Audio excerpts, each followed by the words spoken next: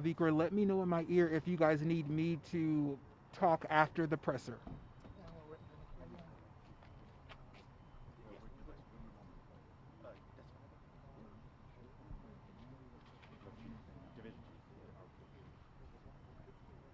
We already have four, sir.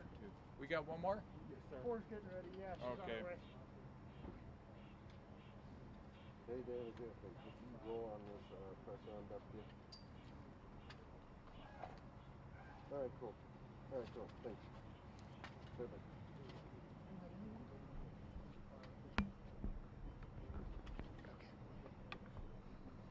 No higher than the boundaries were.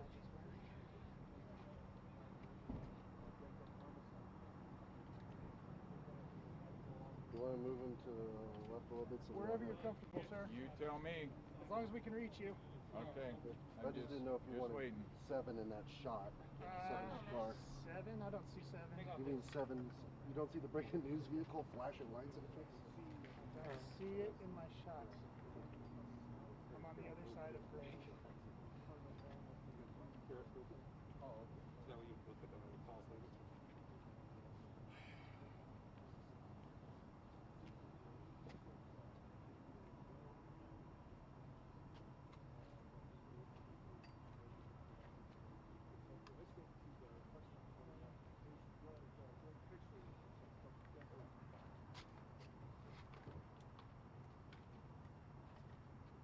You want to put your lob to our boom?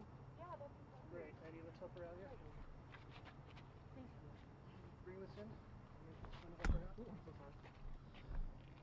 Just gonna clip that, and hopefully this holds on.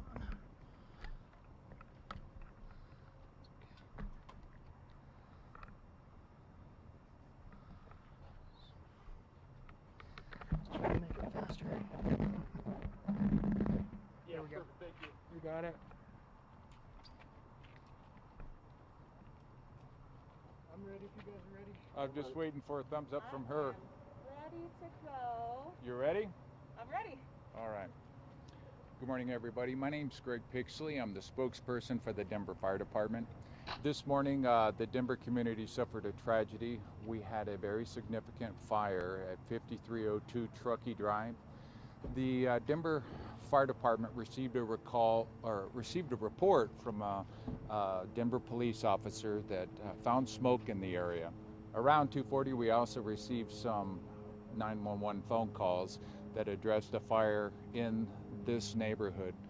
Denver police arrived on scene and made a valiant attempt to try to get reported people out of the building, but unfortunately, due to the amount of fire, they were able to assist in removing those individuals. Our crews arrived on scene, and we received reports that 3 individuals from the upper story of this 2-story building were able to evacuate. But after the extinguishing efforts, our crews found 5 fatalities in the lower portion of the building. Initial reports indicate that there was 1 toddler, 1 child, and 3 adults that succumbed to the effects of the fire. Our crews are working with Denver Police right now in terms of the investigation. Our fire investigators are going to work diligently to try to make a determination of what exactly caused this fire. This is a devastating time for Denver, for this community, and our hearts and our prayers go out to this community. We really want people to understand that we do feel for them right now. With the investigation that we have going on, I would like to invite Chief Montoya from the Denver Police Department to speak specifically about what the police are doing to assist us in this effort. Chief Montoya? Good morning. My name is Joe Montoya. I'm with the Denver Police Department Investigations Division Chief. Like Captain Pixley stated, we arrived on scene around 2:55 a.m. this morning on reports of a fire. Officers quickly determined there were people in the home. They did, as the captain said, there was a valiant effort to try to pull people from the home.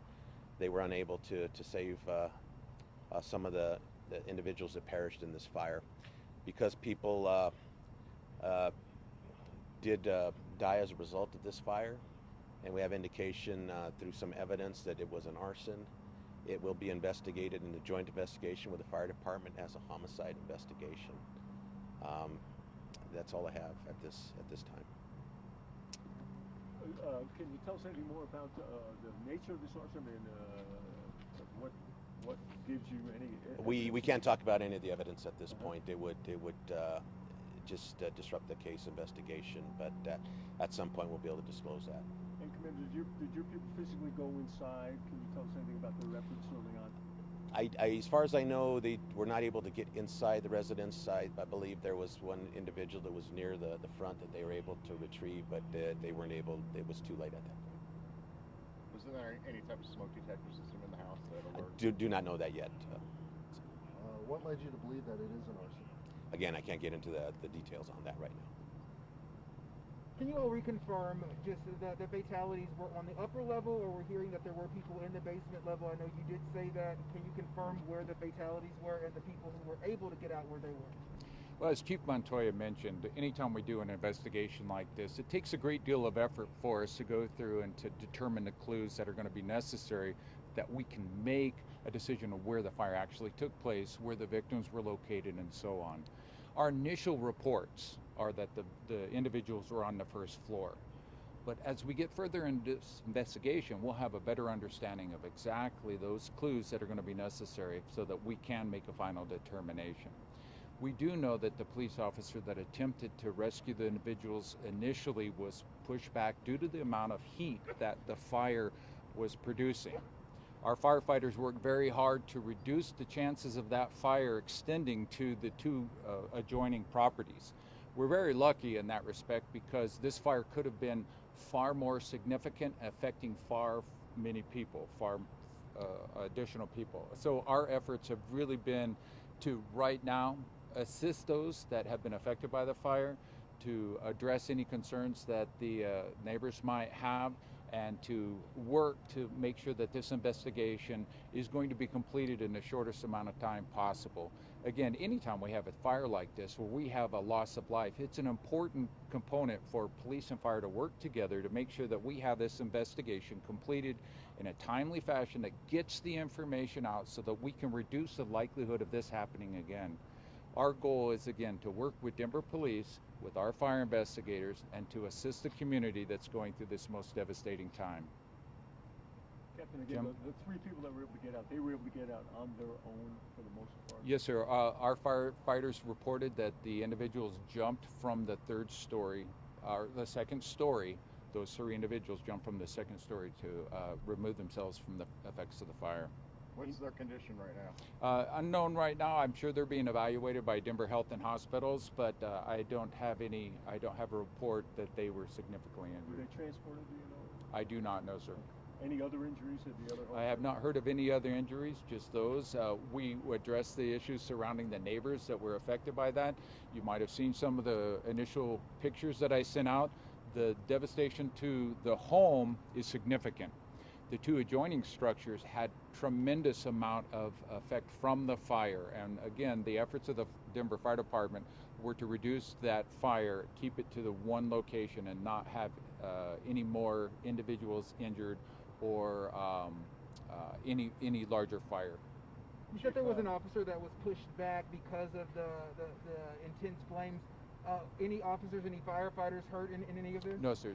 We have no other reports of injuries other than the 5 fatalities. And smoke, I'm sorry, somebody asked this before, but got back. The smoke detectors, these homes are fairly new. You know, just as Chief Montoya mentioned, we're going to go through a thorough investigation. We're going to piece every individual thing that we can to bring together the true story of this fire. What actually caused this fire to take place, why it was so significant when we arrived on scene, and what caused those fatalities. Of course, that's going to be an important clue. That'll be a piece that we factor together in terms of how we actually bring the final conclusion of what caused this fire. Chief Montoya, do you have a history on this address at all? Numerous calls to the house? Not that I'm aware of. I don't have that information at this time, but I am not aware of anything up here yet. All right, guys, thanks. We're going to call Thank it. you. Okay, appreciate it. Appreciate it. Thank you. Chief, can I ask you just one last thing? Yeah. I'm sorry. Is there any possibility that, or will you be looking at the fact that it could be a racially motivated crime? Oh, we don't rule anything out at this point. So as we get into the investigation, we'll always try to determine the motive. And if that's the case, then it's You can talk to me right now. I'm listening. Thank you. Sorry about keeping you back here now. I hope you got enough up there, but we're going to keep you back here for now. It's okay. One second. I'm putting my IFB in. Okay, go ahead. That's right. Whoops. Shoot. It works, but man, it. Can you pass that down? I'm tethered to my camera. Yeah, they said that they're working with police. They're investigating it as a homicide. They're not ruling out arson, so they are looking in